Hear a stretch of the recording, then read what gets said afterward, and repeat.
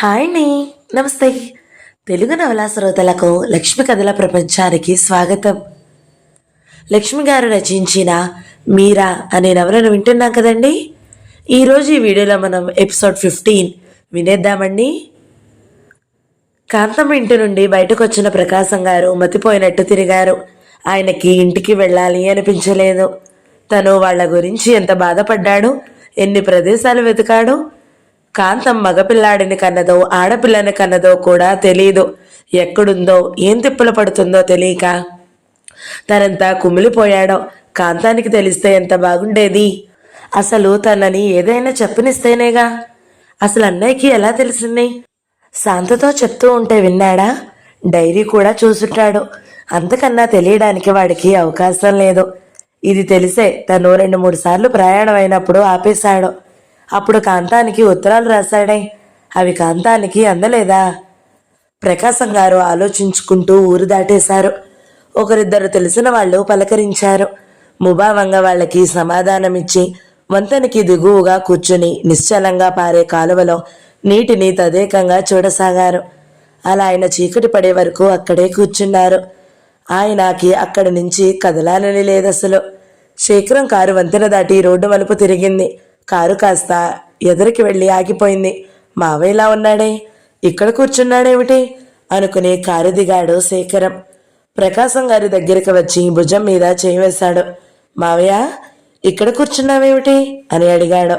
శేఖరం చేయి పడేసరికి ఉలిక్కిపడ్డారు. నువ్వా అన్నాడు. ఇక్కడ కూర్చున్నావేం? చీకటి పడింది, రా వెళ్దాం అన్నాడు. ఆయన నెమ్మదిగా లేచి శేఖరం వెంట మౌనంగా వచ్చి శేఖరం పక్కన కూర్చున్నాడు. కారు స్టార్ట్ అయ్యింది. శేఖరం మేనమావ కేసు చూసి, ఏమావయ్య అలా ఉన్నావు? ఒంట్లో కులాసాగా లేదా? లేకపోతే ఇందిర గురించి దిగులు పడుతున్నావా? ఇందిర గురించి బెంగ పెట్టుకోకు మావయ్య, మేమంతా లేము. మంచి రోజు చూడు, మనిద్దరం వెళ్ళి తీసుకొద్దాం. ఆయన అలా ఉండడానికి కారణం ఇందిర పురుడు గురించి అనుకున్నాడు శేఖరం. మీ మనసులు నాకు తెలుసురా, అందుకే అంత ధైర్యంగా ఇక్కడికి వచ్చాను. ఆయన గొంతు భారంగా ఉంది. మరి ఇంకెందుకు దిగులు? ఇక్కడికైతే వాళ్ళు పంపరా? ఇందిర గురించి కాదురా. ఆయన గొంతు వణికింది. ప్రకాశం గారి కేసి కొద్దిగా తల తిప్పి, మరి ఇంకా దేనికి అలా ఉన్నావు అని అడిగాడు. ఇందిర గురించి కాకపోతే ఆయనకి సమస్యలేముంటాయి? ఇందిర అత్తగారు కాస్త పేచీకూరలని విన్నాడు. ఇందిర గురించి కాదంటున్నాడు. ఆయన సీటు వెనక్కి జార్లపడ్డాడు. ఒకసారి కళ్ళు మూసుకుని తెరిచాడు. మీరా ఎవరో కాదురా శేఖరం, మీరా నా బిడ్డ. నేను చేసిన పిరికి పనికే వాళ్ళ జీవితాలు అలా అయినాయి. ఆయన మాట పూర్తి కాకుండానే కార్ సడన్ బ్రేక్తో ఆగిపోయింది. వాట్? మీరా? మీరా నీ కూతురా? పూర్తిగా ప్రకాశం గారి కేసి తిరిగి నమ్మలేనంత ఆశ్చర్యంగా అడిగాడు శేఖరం. అవునురా, పొద్దున్న మీరా అని ఆ పేరు వినగానే ఉలిక్కిపడ్డాను. మీరాని చూస్తూనే ఆశ్చర్యపడ్డాను. మీరా అచ్చం తల్లి పోలికే. కాంతం. ఆయన ఆగిపోయారు. ఎలా? ఇంకెలా అడగాలో శేఖరానికి అర్థం కాలేదో. ఆయన చెప్పడం మొదలుపెట్టారు. నేను రాజమండ్రిలో టీచర్గా చేస్తున్నప్పుడు అసలు నేను టీచర్ ఉద్యోగం చేయడం ఎవరికీ ఇష్టం ఉండేది కాదు. ఆ పొలం పనులు చూసుకోకూడదా అనేవారు. నేను ఇంకో స్నేహితుడు 2 గదులు అద్దెకు తీసుకుని వండుకునేవాళ్ళము. దొడ్డి వెనకాల అవధాన్లు గారు ఉండేవారు. వాళ్ళకి నీళ్లు కావాలంటే మేముండే ఇంట్లోకి రావాల్సి వచ్చేది. మా దొడ్లోనే దోవుండేది. అవధాన్లు గారు వేలుకోడలు కాంతం. తల్లిదండ్రి ఎవరూ లేని అభాగ్యురాలు. ఇంట్లో అంత చాకిరీ ఆ అమ్మాయే చేస్తుందని, లేకపోతే మేనత్త చంపేస్తుందని మేమున్న ఇంటి ముసలమ్మ గారు అంటుండేది. అతను కూడా చూసినప్పుడల్లా నీళ్లు తోడుతూనో బట్టలు పిండితోనో పిల్లలకి నీళ్లు పోస్తూనో కనబడేది. ఎక్కువగా మాట్లాడేది కాదు. 18 ఏళ్లు వచ్చిన పీలగా 14 ఏళ్ల పిల్లలా ఉండేది. ఆ చాకరీ చేసే కృంగిపోతుందని ముసలమ్మ గారు అంటూ ఉండేది. నాకు నా స్నేహితుడికి ఆ అమ్మాయిని చూస్తే చాలా జాలేసేది. కానీ మేమేం చేయగలం? ఆ మేనత్తకి ఏటేటా పురుల్లో అంత చాకరీ ఈ అమ్మాయే చేయాలి. అప్పుడప్పుడు ఆవిడ కాంతం మీద చేయి కూడా చేసుకునేదట. ముసలమ్మ గారి చెప్పి బాధపడేది. అలాంటి రోజుల్లోనే నా మనసులో ఓ సదభిప్రాయం మొలకెత్తింది. కానీ ఇంట్లో ఒప్పుకుంటారో లేదో. అప్పటికే ఇంట్లో ఉన్న మా మేనత్త కూతుర్ని నా పెళ్ళం అంటూ ఉండేవారు. అయినా పల్లెటూళ్ళలో పెద్ద మనిషి అవ్వకుండానే అప్పుడు పెళ్ళిళ్ళు చేస్తున్నారు. అందులో తాతయ్య చండశాసనుడు. ఆయన్ని ఎదిరించి ఏ పని ఎవరూ చేయడానికి సాహసించేవారు కాదు. స్కూల్లో పరీక్షలయ్యాక ఇంటికెళ్ళినప్పుడు అమ్మకు చెప్పొచ్చు అనుకున్నాను. ఒకరోజు కాంతం గురించి ఆలోచిస్తూ కూర్చున్నాను. పుస్తకం చదువుదామన్నా చదవబుద్ధి కాలేదు. నా స్నేహితుడు నిద్రపోతున్నాడు. కొంతసేపటికి లైట్ ఆర్పి నేను కూడా పడుకున్నాను. ఓ 10 నిమిషాల తరువాత ఎవరో సన్నగా రోదిస్తున్న శబ్దం వినబడింది. నేను వెంటనే లేచి కూర్చున్నాను. కాంతం గురించి ఆలోచిస్తున్నానేమో. ఆ ఏడుపు కాంతందే అనిపించింది. మెల్లగా తలుపులు తీసుకుని బయటకొచ్చాను. నా ఊహ అబద్ధం కాదు. బామ్మగారి గది దగ్గర అరుగు మీద మోకాళ్ళ మీద తలపెట్టుకుని ఏడుస్తోంది కాంతం. నా మనసు అదోలా అయిపోయింది. ధైర్యం చేసి నెమ్మదిగా వెళ్ళి కాంతం అని మెల్లగా పిలిచాను. ఉలిక్కిపడి తలెత్తింది. ఒక్క ఉదుటన లేచి నిలబడింది. కంగారుగా చూసింది నా కేసి. వెళ్ళబోయింది. నేను చప్పున కాంతం చేయందు పుచ్చుకున్నాను. ఏదో చెప్పబోయాను కానీ నా మాట వినిపించుకోకుండానే చెయ్యి లాక్కుని పరుగులాంటి నడకతో వెళ్ళిపోయింది. నేను అలా చెయ్యి పట్టుకోవడంతో భయపడిందో ఏమో. వారం రోజులు గడిచిపోయాయి. నేను కాంతం విషయంలో ఒక నిర్ణయానికి వచ్చేసాను. కాంతం ఒకసారి కనిపిస్తే నా అభిప్రాయం చెప్పారని ఎదురు చూశాను. కానీ కాంతం నన్ను చూస్తూనే భయపడ్డట్టు పారిపోయేది. ఇంక నా అభిప్రాయం ఎలా చెప్పాలో అర్థం కాలేదు. అంత క్రితం రోజునే నా స్నేహితుడు వాళ్ళ నాన్నకి ఒంట్లో బాగుండలేదని ఉత్తరం వస్తే 4 రోజులుండి వస్తానని చెప్పాడు. వాడు అటు వెళ్ళాక ఇంటి ముసలమ్మగారు, చూసావా నాయనా, భగవంతుడికి ఆ పిల్ల మీద ఎంత దయలేదో అంది. ఆవిడ మాట్లాడేది కాంతం గురించేనని నాకు అర్థమైపోయింది. ఏమిటోనని భయం వేసి, ఏమిటి మామగారు, ఎవరి గురించి అన్నాను ఏమీ తెలియనట్లు. ఆవిడ నిట్టూర్చింది. ఇంకెవరి గురించి నాయనా, అవధాన్లో కాంతానికి పెళ్లి కుదుర్చుకు వచ్చాడు అంది. ఆ నోటి వెంట మాట రాలేదు. ఎలాంటి సంబంధం అని అడగవే, ఆవిడే అంది మళ్ళీ. చెప్పండి అన్నాను నీరసంగా. 2వ పెళ్ళివాడట, 45 ఏళ్ళు, 6 పిల్లలట. పక్షవాతం అత్తగారు, చిన్నప్పుడే పుట్టింట్లో స్థిర నివాసం ఏర్పరచుకున్న ఆడబిడ్డ. ఇంకా ఆవిడ ఏదో చెబుతుంది. ఆ అమ్మాయి ఒప్పుకుందా మామగారు అని అడిగాను. ఒకటే ఏడుస్తుంది నాయనా, నాకు అసలు పెళ్ళే వద్దు, ఇలాగే మీకు చాకరీ చేసుకుని బ్రతుకుతాను అని ఏడుస్తుంది. వాళ్ళక డబ్బుందట, 2000 అవధాన్లకి ఇస్తున్నారు.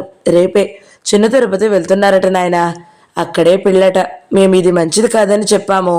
అది కూడా మా ఎదురుగానే నేను ఆ పెళ్లి చేసుకోనని మేనమామ కాళ్ళు పట్టుకుని ఏడ్చింది. దానితో దాన్ని బయటకు రానియడం లేదు.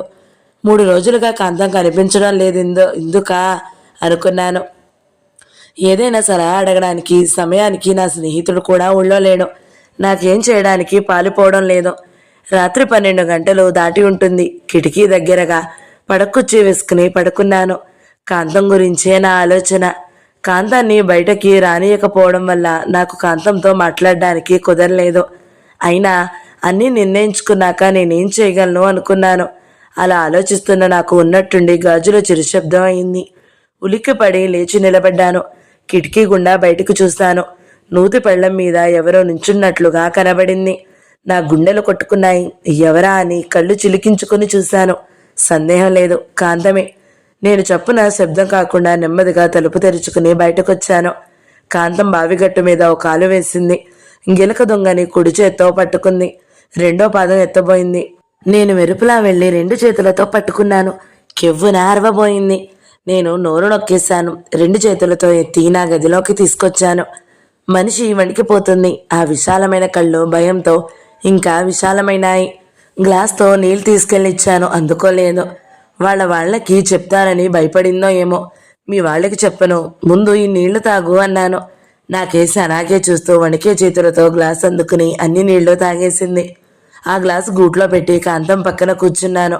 దూరంగా జరిగింది. ఏం భయపడకు కాంతం, చాలా రోజులుగా నీతో ఓ మాట చెప్పాలి అనుకుంటున్నాను.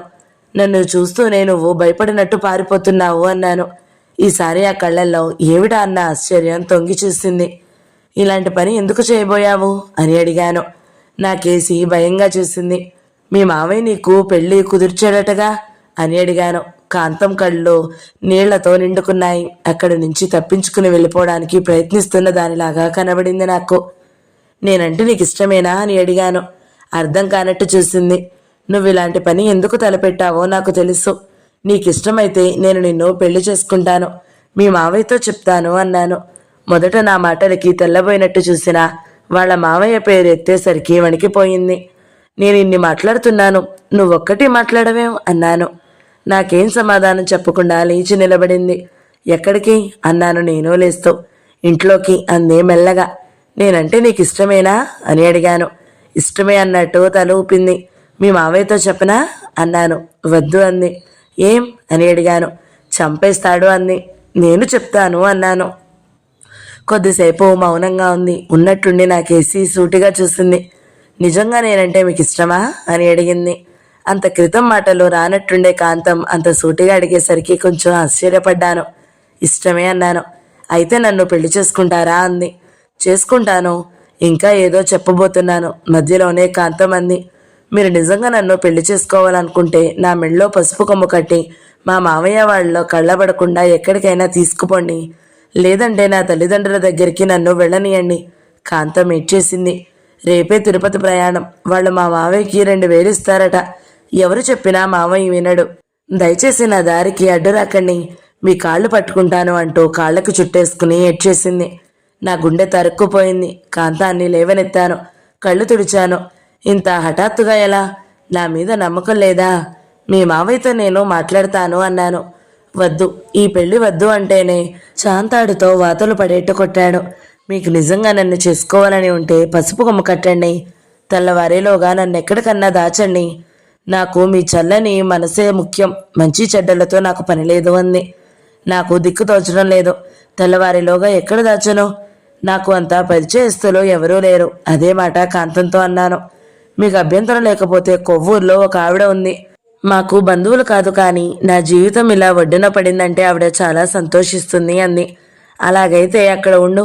ఆవిడ సమక్షంలోనే ఆవిడ చేతి మీదుగా వివాహం జరిపిస్తుంది అన్నాను. కాంతం ఒప్పుకోలేదు. వాళ్ళ మావయ్యకి తెలిస్తే వచ్చి లాక్కుపోతాడు. అప్పుడు ఏమీ చేయడానికి ఉండదు. ఆ అడ్డు తీరిపోతే నాకు కాస్త ధైర్యంగా ఉంటుంది. అలా అయితేనే అక్కడ ఉంటానంది. నా గదిలోనే నా స్నేహితుడికి కాస్త భక్తి ఎక్కువ. వాడు దేవుడి ఫోటోలు, క్యాలెండర్లు చాలానే తగిలించాడు. ఆ దేవుళ్ళ సాక్షిగా మేమిద్దరం భార్యాభర్తలమైనాము. కాంతం సంతోషం ఏమని వర్ణించాను. టాక్సీ తీసుకుని కాంతం చెప్పిన ఆవిడ మీరాబాయమ్మ ఇంటికెళ్ళాము. ఆవిడ నిండు మనసుతో ఆదరించింది. ఈ సంగతి ఇంటి దగ్గర ఎలా చెప్పాలా అన్నదే సమస్య. శాంతతో చెప్పి దాని చేత చెప్పించవచ్చని ధైర్యంగా ఉన్నాను. కాంతం మేనమామ ఇంట్లో నానా గొడవ పడ్డారు. చిన్నప్పటి నుంచి పెంచి పెద్ద చేసిన విశ్వాసం లేదని వాళ్ళ అత్తయ్య నానా గొడవ చేసింది. అలాంటి ముదనష్టపు పిల్లని కొంపకు తీసుకొచ్చి నా నెత్తినెక్కించారంటూ మొగుడు మీద విరుచుకుపడింది. వచ్చే 2,000 పోయాయని వాళ్ళకి చాలా బాధగా ఉంది. ఎటొచ్చి ఆయన పైకి తేలలేదు. ఆవిడ బయటపడిపోయింది. మేనత్త ఎప్పటికైనా ఎక్కడన్నా కనబడకపోతుందా? ఊరికే వదిలిపెడతారా అంటూ పెద్దగా కేకలు పెట్టింది. నా స్నేహితుడు ఊరు నుండి వచ్చాక ఏమిట్రా ఇది అన్నాడు. నేను జరిగిన సంగతంతా చెప్పాను. నువ్వు ఆవేశంలో తొందరపడలేదు కదా అన్నాడు. లేదని చెప్పాను. అవధానులు గారు దూరపు బంధువులకి ఉత్తరం రాసి దగ్గరలో ఉన్న బంధువులకి కాస్త ఏమాత్రం పరిచయం ఉన్నా గాలించి వచ్చాడు. నేను రోజూ వెళ్ళి కాంతాన్ని చూసి ఇక్కడి సంగతులన్నీ చెప్పేవాణ్ణి. మీ వాళ్ళకి తెలిపారా అని అడిగింది. లేదు, పరీక్షలు అవగానే స్వయంగా వెళ్ళి చెప్తాను అని చెప్పాను. అలా నేను అన్నప్పుడు ఒక్కోసారి భయంగా, అపనమ్మకంగా కనిపించేది. నీకేం భయం లేదు, వాళ్ళేమనరు, నన్ను నమ్ము అని దగ్గరికి తీసుకోగానే చాలా ధైర్యంగా, సంతోషంగా ఉండేది. నేను ఎప్పుడు వెళ్ళినా మీరాబాయమ్మ గారు ఏమీ అభ్యంతరం చెప్పేది కాదు. నా మీద ఆవిడికి ప్రత్యేకమైన అభిమానం ఉండేది. నాకు అన్నం పెడుతూ ఒక్కొక్కసారి అభిమానం నిండిన స్వరంతో అనేది, ఏం పుణ్యం చేసుకుంది నాయనా కాంతం, లేకపోతే ఇన్నాళ్లుగా చెర నుండి ఎవరు విరిపించగలిగారు? ఈ విషయం మీ వాళ్ళకి తొందరగా చెప్పడమే మంచిది బాబు. 4 రోజులు గడిచిపోయాయి. నా స్నేహితుడు రోజూ గొడవ చేస్తుండేవాడు. ఇంటికి ఉత్తరం రాయడానికి భయపడిన వాడివి, ఎందుకంత తొందరపడ్డావు అంటూ. ఇంటి దగ్గర నాన్న పద్ధతి చెప్పినా వాడికి అర్థం కాదు. నువ్వు అనుకున్నంత మూర్ఖుణ్ణి కానురా. నాన్న ఒప్పుకోకపోయినా నేను కాంతానికి అన్యాయం చేయను. పరీక్షలు దగ్గరికి వచ్చాయి. నేను మధ్యలో 2 రోజులు కాంతం దగ్గరికి వెళ్ళలేదు. తర్వాత నేను వెళ్ళేసరికి నన్ను వాటేసుకుని చంటి పిల్లలా ఏడ్చేసింది. బ్రతిమలాడగా ఊరుకుంది. ఎప్పుడైనా రాకపోతే ఇలా కంగారు పడి ఏడుస్తూ కూర్చోవద్దని చెప్పి ధైర్యంగా ఉంటానని మాటియ్యమని మాట తీసుకున్నాను. తరువాత నేను 1-2 సార్లు వెళ్ళకపోయినా అన్నం తినేది కాదట. దిగులుగా కూర్చునేదట. నేను వెళ్ళినప్పుడు మీరాబాయమ్మ గారు చెప్పేది, 2 రోజులైంది నాయన, 3 రోజులైంది నాయన కాంతం నవ్వి అంటూ. పరీక్షలు అయిపోయినాయి. 2 రోజులు కాంతం దగ్గరుండి వెళ్దామని వచ్చాను. కాంతానికి ఒంట్లో బాగుండలేదు, పడుకుంది. ఏమిటి సుస్థి అని కంగారుగా అడిగాను. ఏమీ లేదని నవ్వింది. డాక్టర్కి చూపించుకున్నావా అని అడిగాను. లేదని తలూపింది. ఎన్నాళ్ళ మట్టి అని కోపంగా అడిగాను. నేను వారం రోజులుగా వెళ్ళనందుకు దిగులు పడి చూపించుకోలేదు అనుకున్నాను. ఎందుకంత భయం? ఏం లేదు, సిగ్గుగా చెప్పింది. అది నేనేం గుర్తించలేదు. ఇంతలో మీరాబాయమ్మ గారు కాఫీ గ్లాస్తో అక్కడికి వచ్చింది. ఆవిడని అడిగాను, మీరన్నా కేకలేసి పంపొద్దా అని. ఆవిడ నవ్వుతూ, ఏం కంగారు లేదు నాయనా, ఈ టైంలో అలాగే ఉంటారు అంది. నాకు అర్థం కాలేదు. నువ్వు తండ్రివి కాబోతున్నావు. నేను బయలుదేరే ముందు నాన్నగారి దగ్గర నుండి రిజిస్టర్ కవర్ వచ్చింది. ఇదే టెలిగ్రామ్గా భావించి ఉన్న పళంగా రమ్మని. ఏమిటో అర్థం కాలేదు. కాంతానికి ధైర్యం చెప్పి 4 రోజుల్లో వస్తానని చెప్పి ఊరెళ్ళాను.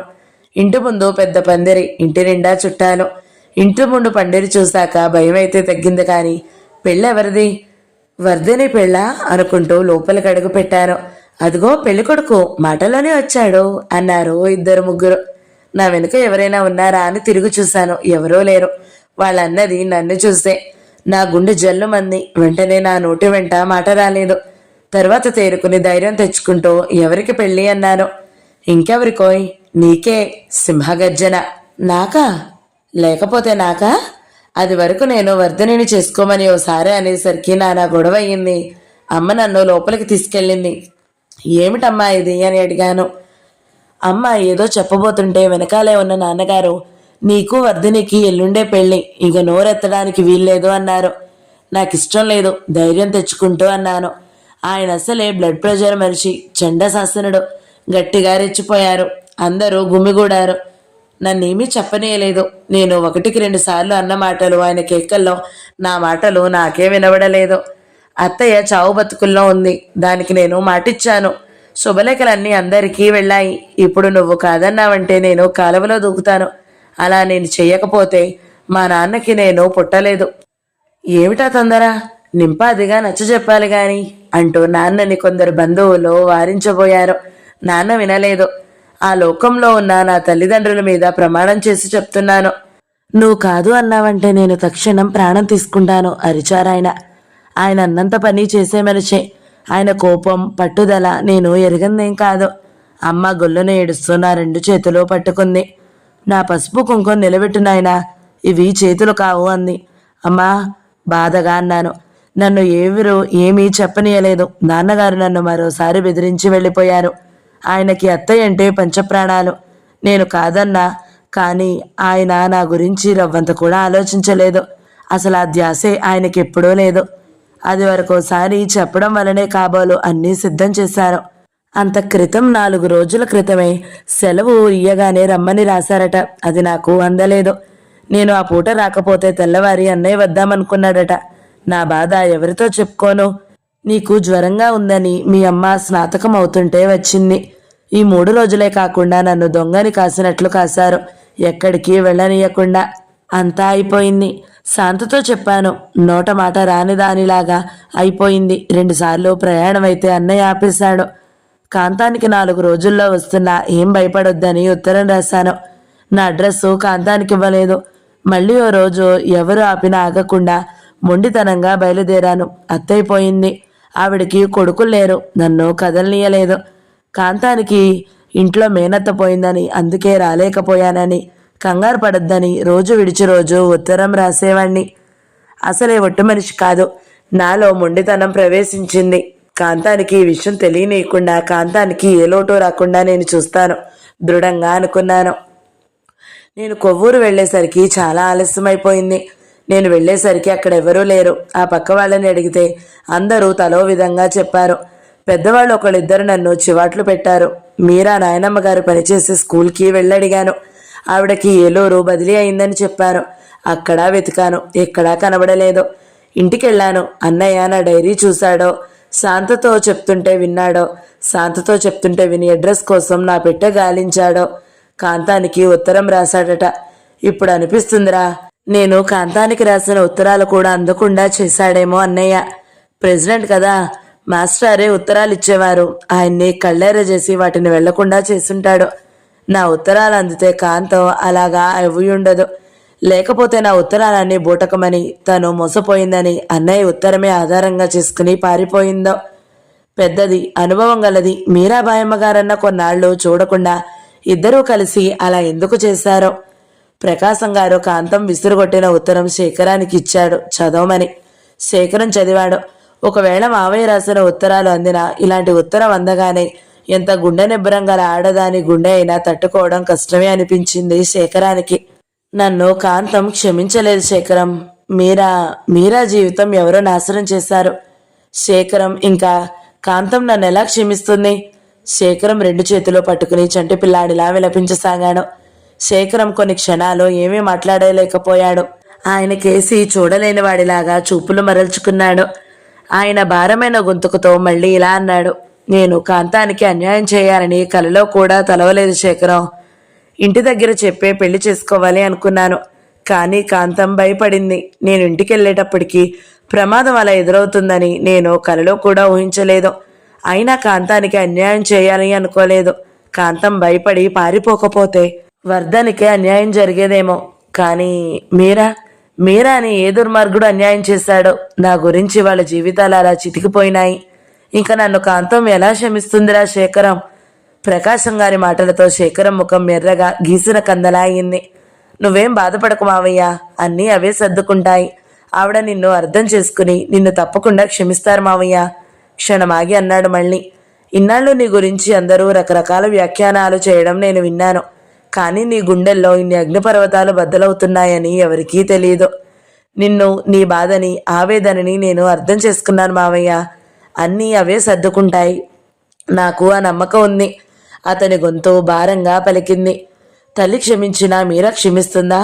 అతనికి అపనమ్మకంగానే ఉంది. మీరా రోషం, పట్టుదల సామాన్యమైనవి కావు. ఏమోరా, నీ నోట చలవ వల్ల అలాగే జరిగి మీరా జీవితం చక్కదిద్దగలిగితే. ఈ సంగతి అమ్మకి తెలుసా మావయ్య? అడిగాడు శేఖరం. లేదురా, అక్కడి నుంచి తిన్నగా ఇలా వచ్చి కూర్చున్నాను. ఆయన కండువాతో కళ్ళు ఒత్తుకుంటూ అన్నారు. శేఖరం దగ్గరికి వెళ్ళావా? ఇంకా ఎక్కడికి వెళ్ళావా అనుకుంటున్నాను. కారు దిగి వస్తున్న అన్నగారిని అడిగింది శాంతమ్మ గారు. ఆయనేం సమాధానం చెప్పలేదు. శేఖరం తల్లి దగ్గరగా వచ్చాడు. అమ్మా అని క్షణం ఆగి, మీరా మావయ్య కూతురట అన్నాడు. ఏమిటి? అర్థం కానట్టు చూసింది ఆవిడ. అవును శాంత, నా కథ మర్చిపోయావా?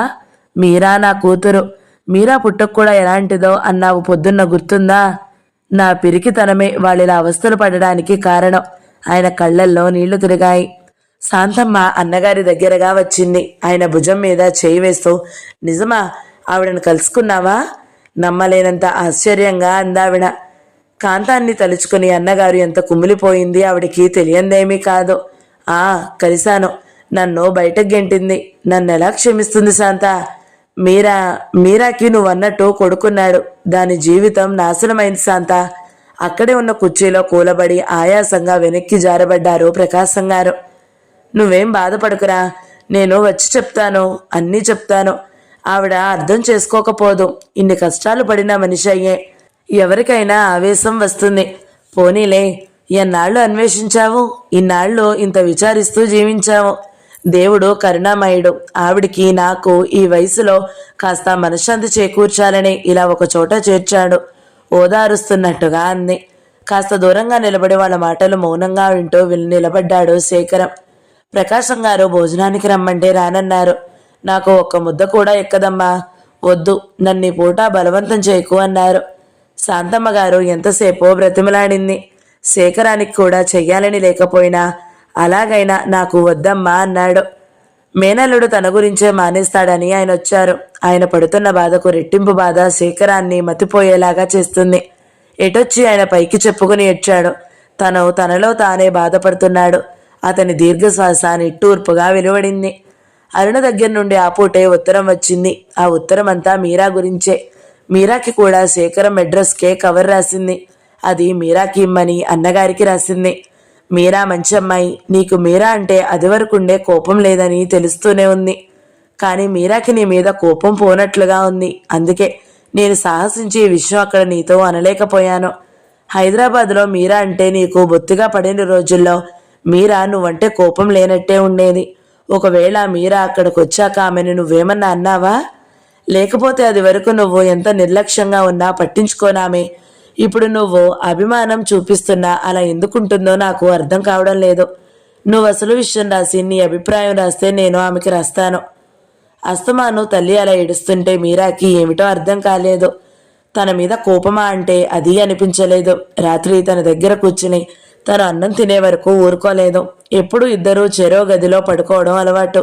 అలాంటిది రాత్రి తనని కూడా తన పడుకున్న గదిలో తన మంచం దగ్గరగా మంచం వేసుకుని పడుకోమంది. రాత్రంతా ఓ చేయి తన మీదే వేసుకుని పడుకుంది. ఈ చేష్టలకి మీరాకి భయం వేసింది. అది వరకు ఈ సమస్యలేమీ లేనప్పుడు కూడా తల్లి ఇంత ఆప్యాయత చూపి ఎరగదు. ఆవిడ ఏదో ఒక పని కల్పించుకుని అవసరం అయినప్పుడే మితంగా మాట్లాడేది. ఇంచుమించుగా ఈ 2 ఏళ్ల బట్టి అదీ లేదు. ఏమిటలా ప్రవర్తిస్తుంది? ఒకవేళ నిన్న ఆవిడ వచ్చి వెళ్లడంతో షాక్ తినలేదు కదా? మీరా గుండెలు కొట్టుకున్నాయి. డాక్టర్ దగ్గరికి రాదు. డాక్టర్ని తీసుకొస్తానంటే ఒట్టు పెట్టుకుంటుంది తీసుకురావద్దని. తల్లికి రెండోసారి కాఫీ ఇవ్వబోతాయి. వద్దమ్మా, తాగలేను, వికారం పుడుతుంది అంది కాంతమ్మ. మీరా సగ్గుజావ కాచి తీసుకొచ్చింది.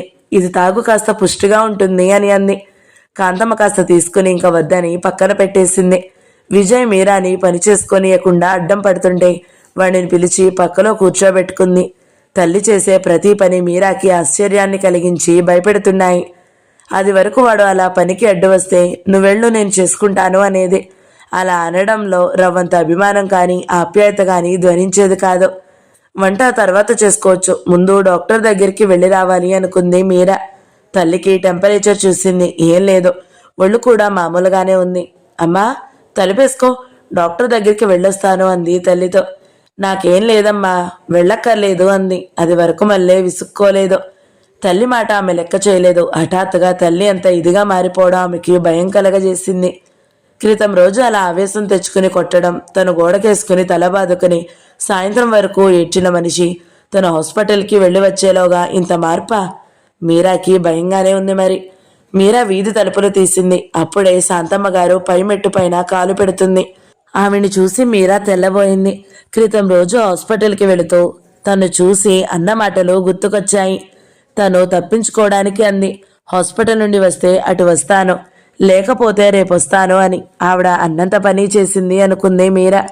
రండి రండి, కంగారుగా ఆహ్వానించింది. గబగబా తల్లి గదిలోకి వెళ్ళి అమ్మా, అమ్మగారు వచ్చారు అంది. మీరాకి ఇంకా కంగారు తగ్గలేదు. అమ్మగారా? కాంతమ్మ కంగారుగా మంచం మీద నుంచి దిగబోయింది. అప్పటికే శాంతమ్మ గారు ఆ గదిలోకి వచ్చేసింది. కూర్చోండి, లేవద్దు, ఇప్పుడు ఎలా ఉంది మీ ఒంట్లో అని అడిగింది. మీరా ఆవిడకి కుర్చీ తేవడానికి ముందర గదిలోకి వచ్చింది. అక్కడ ప్రకాశం గారు నిలబడి ఉన్నారు. ఆయన వచ్చినట్టు మీరా చూడనే లేదు. ఆమెను చూసి ఆయన ముందుకి 2 అడుగులు వేసి ఆగిపోయారు. మీరాని తనువుదీరా చూస్తున్నాయి ఆయన కళ్ళు. కూర్చోండి బాబుగారు, నిలబడే ఉన్నారు అంది మీరా ఆయనకి కుర్చీ చూపిస్తూ. ఆయన తడబడుతూ కూర్చున్నారు. శాంతమ్మ గారు తల్లికి ఒంట్లో బాగుండలేదని చూడ్డానికి వచ్చిందని అనుకున్న మీరా క్రితం రోజు ఆవిడ చూసిన చూపు ఇంత క్రితం వరకు ముళ్ళులా గుచ్చుకుని బాధించినా ఆవిడ అలా రావడంతో ఆ బాధని మర్చిపోయింది. కానీ వెంటనే ఇంకో అనుమానం తలెత్తింది. ఆవిడ తల్లిని చూద్దామనే వచ్చిందా, లేకపోతే శేఖరం ఏదైనా చెప్పగా వచ్చిందా? ఈ అనుమానం కలిగాక ఆవిడ తొందరగా వెళ్ళిపోతే బాగుండును అనిపించింది. మీరా శాంతమ్మ గారికి కుర్చీ వేసి కూర్చోండి అంది. ఆవిడ రావడం కాంతమ్మకేమిటో కంగారుగా ఉంది. మీరా వాళ్ళిద్దరికీ కాఫీ పెడదామని లోపలికి వెళ్ళబోతుంటే 2 చేతులతో బొమ్మలు పట్టుకుని అక్కడికి వచ్చాడు విజయ్. వాడు ఎప్పుడూ ఇల్లంతా తిరుగుతూనే ఉంటాడు.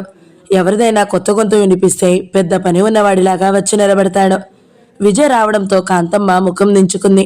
మీరా వాడిని లోపలికి తీసుకెళ్లబోయింది. రాని మీరా, బాబు ఇలారా, ఆప్యాయంగా చేతులు చాచి పిలిచింది శాంతమ్మ గారు. మీరాకి ఏమిటోలా అనిపించింది. వాడి చెయ్యి పట్టుకుని అలాగే నిలబడిపోయింది. విజయ్ తల్లిని ఆనుకుని శాంతమ్మ గారిని కన్నురెప్ప వేయకుండా చూడసాగాడు. శాంతమ్మ గారు విజయ్ని మళ్ళా పిలిచింది. వాడు తల్లి కుచ్చెళ్లలో ముఖం దాచుకున్నాడు. ఆమె వాడిని తీసుకుని ప్రకాశం గారి ఎదుట నుంచే లోపలికి వెళ్ళిపోయింది. కాంతమ్మ పడుకున్న గదిలో నుంచి దొడ్లోకి వేరే తోవలేదు. ప్రకాశం గారు విజయ్ని ఎత్తుకుని వెళుతున్న మీరాని చాలా ఆశ్చర్యంగా చూశారు. మీరా కాఫీ ఇద్దరికి చెరో గ్లాస్తో పట్టుకొచ్చి ఇచ్చింది. ప్రకాశం గారు వద్దనకుండా ప్రసాదంలా అందిపుచ్చుకున్నారు. అసలు ఆయన గదిలో ఉన్న అలికిడే లేదు. కాంతమ్మ గారు మాత్రం ఇప్పుడే తీసుకొచ్చాను మీరా అంది.